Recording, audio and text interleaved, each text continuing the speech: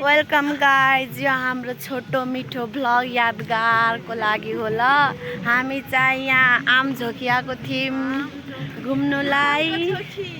आमको झोकी गाउँ हो तर आम चाहिँ कतै छैन, कदमको रुखमा। तर भ्यू भनेपछि राम्रो छ, सिनहरू राम्रो छ। हाम्रो यता ग्याङहरू छ, यता चाहिँ बकरीहरू छ। यहाँ छ ब्राउन बकरी, यहाँ छ ब्राउन बकरी, यहाँ छ करिया बकरी, अनि यता छ रञ्जना,